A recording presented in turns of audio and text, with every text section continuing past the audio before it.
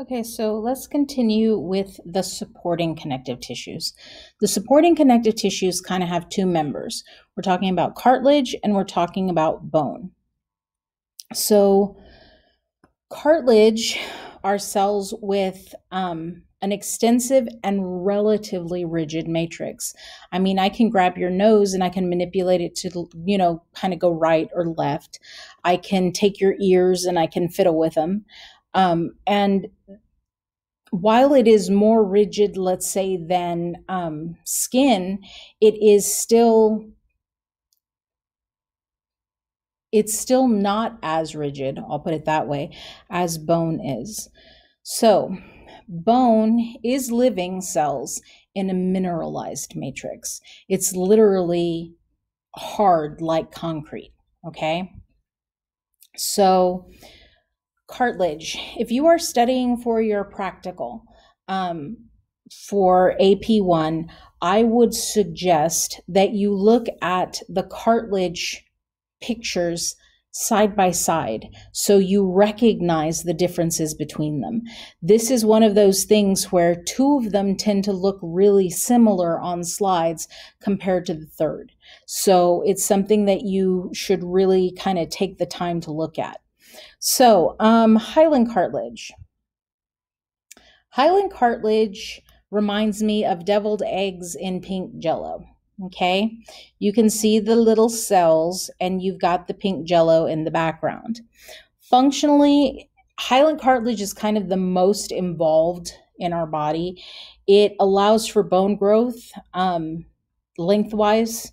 Our long bones, like our leg bones and our arm bones, grow longer because hyaline cartilage is there. It provides rigidity, but it also gives us a bit of flexibility in like our trachea, our bronchi, our ribs, our nose.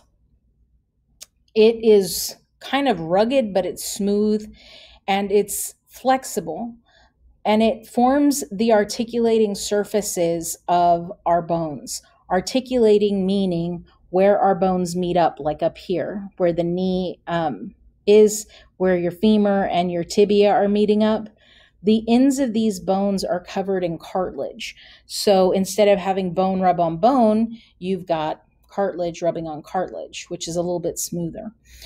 Something else that's kind of interesting. The first skeleton that we have in our mother's womb is actually cartilage. It's hyaline cartilage. We replace that skeleton slowly with bone as we're developing, but the first thing that is made is actually exclusively hyaline cartilage. So where do you find it? It's in your ribs, it's in your nose, it's in your trachea, it's those cap pieces that you get off of chicken legs?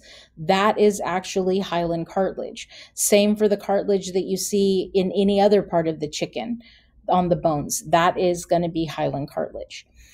And like I said, the embryonic skeleton is made out of hyaline cartilage. Now, fibrocartilage. Fibro. That's going to be the key to figuring out what you're looking at when you're looking at slides. Because fibrocartilage, most of the time, is actually stained very close to what the hyaline cartilage looks like over here on the left. But when you look at the background that those deviled eggs are sitting in, you see fibers. Okay? So, functionally,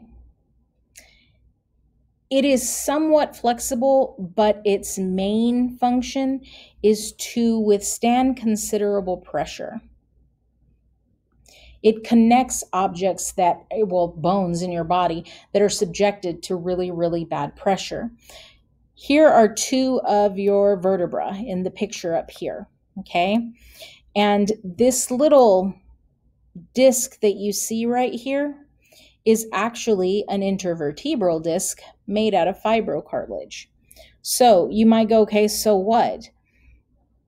Imagine for me that I jump up and down, or in fact, you can do this if you want to. Stand up and jump. I'm not telling you like jump forward, jump back, just jump up and down. Your vertebra, they're hitting. Now, if you didn't have this little hamburger patty of fibrocartilage, it would be bone hitting bone. Instead, you've got basically a racquetball between the bones so that when you jump, there's a bounce in between the two bones instead of them actually slamming into each other. So you find this in the intervertebral discs, like the example above, and the symphysis pubis, which is actually where your two pelvis meet in the front. And then the articular discs, these are actually in your knee and in your wrist. They help pad between the bones. And then the last cartilage that we have is elastic cartilage. Now, elastic cartilage looks fairly different. Elastic cartilage, to me anyway, has always looked like deviled eggs in a purple fur coat. Okay? All of these purple fibers are elastic fibers. So, excuse me. It provides rigidity, but it also gives more flexibility than either fibrocartilage or hyaline cartilage. And the whole reason behind that is the fact that the elastic fibers allow for that, okay? You can stretch it out, it returns to its original shape. Don't believe me? Go grab somebody's ear and let it go, and it'll bounce back to where it started. The place that I think of most when I think of elastic cartilage is the ears. The epiglottis is actually also part of this. It's part of your throat. And the auditory tubes that are in your ear, like they're internal, you're not going to see them. So when I think of elastic cartilage, I think of the external ear. People that do gauges and things like that, one of the reasons that it will stretch is because of this. Now, it's like chonis though. You keep stretching it, keep stretching it, keep stretching it, eventually it won't go back.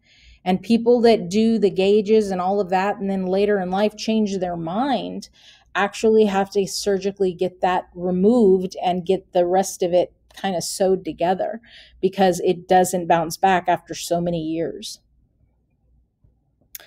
Okay, so two types of bone that we have.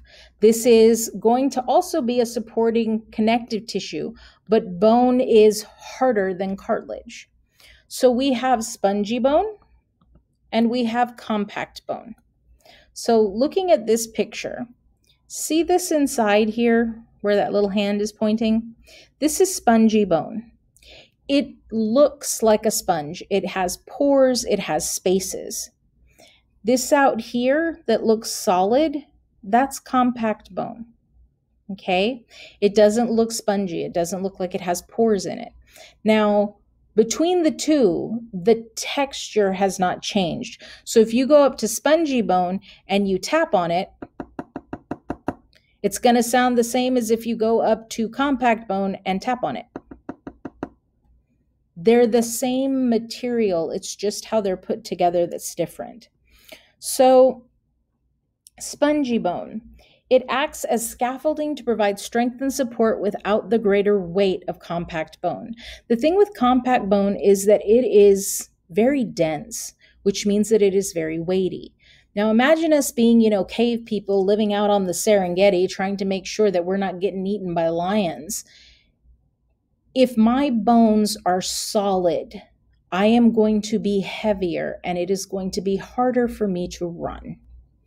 So, through evolution, through some glitch in evolution, at some point, somebody ended up with bones that weren't completely hollow, but had this spongy bone inside, making them lighter, which meant they were faster. So, when it came down to it, their bones were still strong, but they were lighter, so they could get away from predators faster. Or even for that matter, they could become better predators because they could chase after food faster because they were lighter. So where do you find spongy bone? The inside of other bones.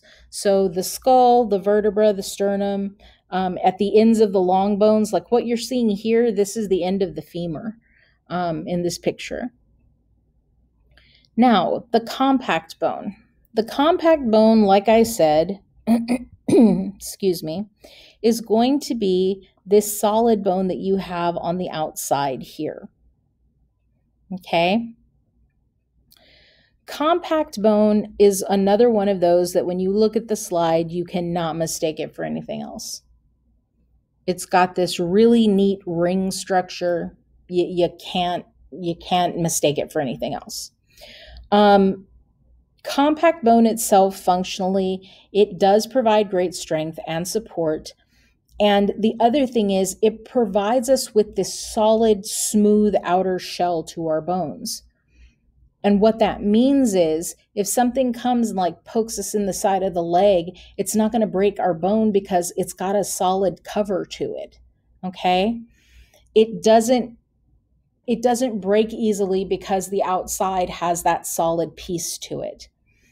So where do you find it? Every bone in your body has this, and it's the outer shell of every bone in your body. Why? Because if you think about spongy bone and how rough it could be, it would be like trying to rub coral, okay? Coral from the ocean is very rough and it's got these sharp edges. Yeah, I don't want my muscles basically floating over that. So what do? I put the spongy bone in the middle, and then I put the smooth, compact bone on the outside. So again, still connective tissue. Now, let's talk about blood and hemopoietic tissue. Blood is unusual as far as connective tissue goes because its matrix is liquid. It's the only connective tissue, well, actually, it's the only tissue we have that has a liquid matrix. You can pour this. Hemopoietic tissue is a very fancy way of saying bone marrow. Okay, we actually have two types of bone marrow, but it is bone marrow. So, blood. Blood is one of those slides that is also unique because of these pink cells. Notice that they don't have any nucleus. These are the only cells in your body that don't have a nucleus. So they kind of stand out on a slide. Plus, they're pink. And that isn't because I've stained it with something. That's just the way they come. Okay? So functionally, what is the blood? It's a transport system. Transports oxygen, carbon dioxide, hormones, nutrients, waste products, and other substances. The other thing is it's part of our immune system. So it is going to protect us from infections. Oh, wow. I don't know what just happened. Okay. I just did something with my pen that I've never done. Sorry. Anyway, so it's going to protect us from infections. And as you know, you go outside in the hot South Texas sun long enough, your face gets red. It's because of blood flow and where it's going. It's going to the surface of your body. So it's involved in temperature regulation. Where do you find it? Don't say everywhere because it's not. Our blood doesn't just slosh around in our body like our body's an empty pitcher. Blood is either in the blood vessels or it's in the heart. Those are the only two places you should find it. If it is anywhere else, you are bleeding. Okay? Now, the hemopoietic tissue, which is red bone marrow and yellow bone marrow. Functionally, red bone marrow is responsible for producing blood cells. That's what it does. That's its job. Okay? Yellow bone marrow is fat storage. So red bone marrow for adults is usually found in the flat bones. So we're talking about the skull, we're talking about the sternum, we're talking about the pelvis. We don't need that much red bone marrow because we finished growing. We're good where we are. Yellow bone marrow is found in our hollow bones. So those long bones that we were talking about. So I'm just drawing a long bone here. The middle here, this shaft, is actually shallow, empty. There's nothing in there. There's no bone. It's not even spongy bone in there. It's literally a shaft with nothing in it. Now, why? Again, going back to being a person on the Serengeti, a cave person on the Serengeti, it makes me lighter. I can get away from predators and I can chase prey faster if I'm lighter. The thing is, while this gives me strength from the up and down direction. If somebody comes at my bone from the top, that cylinder in the middle is strong enough to hold my weight or to hold their weight. If you come at it sideways, though, this is going to break. So I can't afford to just have hollow bones. So what do? I put something in there. I'm going to put something, not bone, because bone is dense and it's heavy. I'm going to put something else, and that something else fills the space, but is actually lighter than the bone. That's yellow bone marrow. Yellow bone marrow fills that space so that it's not completely hollow, meaning that it kind of does give our bone a little bit more stability and strength, but it's not as dense as the bone itself, so it doesn't make us heavier than we need to be, okay? So that is hemopoietic tissue. Switching gears, we've talked about 2 of the 4 tissues. We talked about epithelial tissue. We talked about connective tissue. Now we're going to talk about muscle tissue. Muscle is the 3rd tissue that we're going to talk about. Remember, there are only 4 types. You only have 4 options. It's a tissue that can shorten forcefully, causing movement, which is accompanied by the interactions of contractile proteins. This is the only thing in your body that can autonomously move. Nothing else in your body moves, okay? So I know you're going, but our blood moves. Yes, but that's because the heart pumps, and the heart is made out of muscle tissue. So there you go. They can do moving your entire body. I can make myself walk down the hallway. They pump the blood. Your heart does that. You can change your blood vessel size. You can decrease the size of your hollow organs. In other words, your stomach can move around. And we have 3 types of muscle tissue: skeletal, cardiac, and smooth. Skeletal muscle is involved in body movement. It moves your skeleton around. That's why we call it skeletal muscle. And it is voluntary. You don't wake up in the middle of the night and find yourself cleaning out a litter box. And if you do, please move into my house because I want you to clean out my litter boxes. Cardiac muscle has one job. It pumps the blood. That's it. But it is involuntary. I don't decide how fast my heart beats. My autonomic nervous system does that for me. Okay? And finally, we have smooth muscle. Smooth muscle is also involuntary. If it were voluntary, I will say this till the day I die, if it were voluntary, I would be a lot thinner. It changes the hollow organ sizes and it changes blood vessel diameter. It gives you goosebumps and it changes the size of your pupil in your eye. If I could control my smooth muscle, then I wouldn't let things go into my intestines to be absorbed. I mean, but I can't. It's involuntary. I don't get a say in it. So looking at the 3 types of muscle, we've got skeletal muscle, we've got cardiac muscle, we've got smooth muscle. Looking at slides of this, kind of like with cartilage, I would look at these 3 side by side until you can find the differences and recognize them, okay? Skeletal muscle is in charge of moving your body, and like I said, it's under voluntary control. And you find it attached to the bones or other connective tissue. So the thing with skeletal muscle that you have to remember, I have to stretch these cells from here all the way to here. That's a really long distance for a single cell to do. I mean, that's a huge, yeah, one single cell is not going to bend my arm. So when I'm developing in the womb, or when I was developing in the womb, one of the things that happened was I had these little individual cells and they all started to fuse together. And as they fused together, they started making fibers, Okay, instead of just these individual little circular cells, now we've got these long string-like fibers that you can see up here. And they can actually stretch that distance that you are seeing.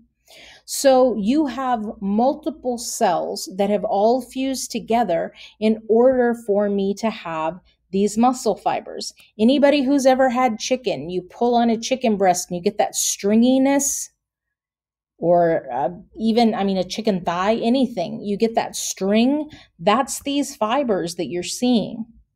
Now, this is the problem. The way that muscle works, the way that it contracts, you've got two proteins that have to crawl on each other in order for a muscle to contract.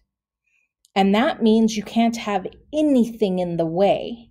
So if I'm fusing all of these cells together, each one of those cells comes with its own nucleus.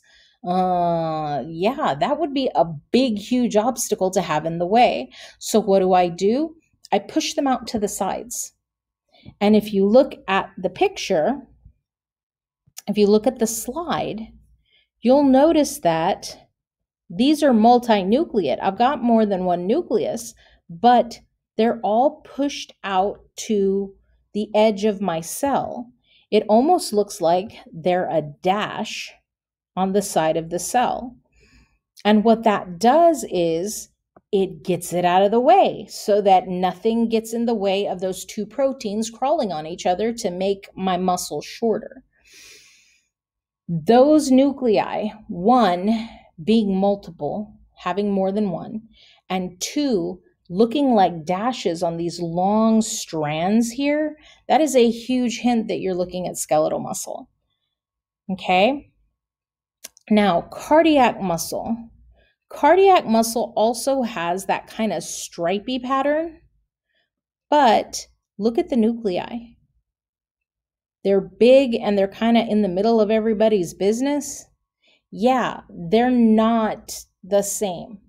So when you're looking at cardiac muscle and you see stripes, make sure you look at the nuclei. Are they dashes on the side of the cell, or are they big and kind of in the middle of everything? One of the reasons that is because unlike skeletal muscle, where I fuse cells together to make these long strands, cardiac muscle has individual cells. Okay? This is one cell, this is another cell, this is another cell. They don't have to do that, because if you make a fist, that's the size of your heart. We're not talking about going huge long distances over a joint to make a muscle that can make your elbow bend. The other thing that you need to look for are these things right here. Where is my hand? There it is. See that dark line that I'm going over right there? There's another one over here. See that? There are like two right there. There's one right here. And it's darker than the other little stripies that you can see over here. Yes? Those are called intercalated discs. Okay? Right here. It's right there. Intercalated discs. The thing about your heart, when it beats, it has to beat in sequence. Each set of muscles has to contract in sequence, almost like a line of dominoes falling. If it doesn't, your heart doesn't beat correctly and you die. So these intercalated discs are actually combinations of desmosomes and the gap junctions that we just talked about in the epithelial tissue. And they allow signal to go directly from this cell to its neighbor, from this cell to its neighbor, so that it knows you're next in line, like a domino hitting the next domino that's right next to it. Okay? So when you're looking at skeletal muscle and you're looking at cardiac muscle, pay attention to the nuclei and see if you can spot intercalated discs. If you've got dash nuclei, it's skeletal muscle. If you've got big fat nuclei in the middle of everybody's business, it's cardiac muscle. Now, cardiac muscle has one job. It pumps the blood. It's involuntary, but it pumps the blood. That's its one function. Okay? You don't find it anywhere else either. It's just in the heart. Okay? Now, Smooth muscle is kind of like the redheaded stepchild. Smooth muscle does not have the little stripies. It doesn't have the striations that you see in the other two. That's one of the reasons why it's called smooth muscle. As I said before, functionally, it regulates the size of organs. It forces fluid through tubes. In other words, you eat a Snickers bar, this is what forces it down your esophagus. It controls the amount of light entering the eye. It changes your pupil size. And it produces goose flesh. It gives you goosebumps. Honestly, as far as location goes, throw a dart. It's in the eye. It's throughout the skin. If you can get goosebumps there, it's throughout the skin. It's in your stomach. It's in your esophagus. It's in your intestines. If we're talking about one that is really throughout everything, smooth muscle is that one type of muscle tissue that is. Finally, we have the last type of tissue, number 4, nervous tissue. It's in the brain, the spinal cord, and the nerves in your body, and it's characterized by its ability to conduct electrical signals called action potentials. You can think of your nervous system as the communication system in your body. It sends signal from point A to point B so that things can happen. Now, we have 2 main cell types in our nervous system. We have the neuron. The neuron is the one that actually conducts the signal. And we have the neuroglia cells. And the neuroglia are the ones that take care of the neurons. When it comes to the neurons, we kind of have 3 types. And it's all based off of how many of these little piquitos are coming off of that cell. So we can see the cell here, right? How many of these little spiky things are coming off? So if you look at this one, there's 1, there's 2. This is a bipolar cell. Because it's got 2. If you look at this one, there's only 1. This is a pseudo-unipolar cell. And then if you look at this one, I've got 1, 2, 3, 4, 5, 6. So this one is a multipolar neuron. Okay? So based on shape, you can see which kind is which, or which neuron is which. And like I said, the neuroglial cells are there to support, nourish, and protect the neurons. See these little purple tamale-looking things? These are going to be neuroglial cells, at least one type of them. Looking at the slides, just like adipose, just like bone, see the splat? You can't mistake that for anything else on a slide. That is a neuron, okay? It's a multipolar neuron, but it's a neuron. They transmit information, like I said, in the form of action potentials. In your brain, they store information, and they integrate and evaluate.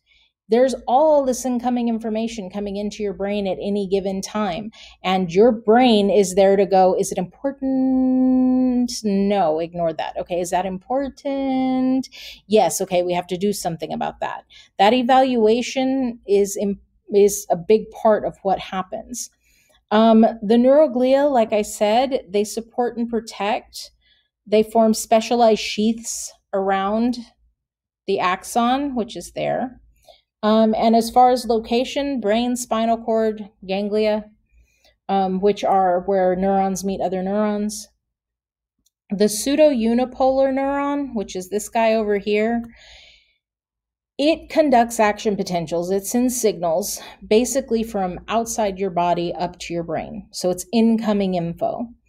And you find them in the ganglia outside the brain, again, where one neuron meets another neuron, okay?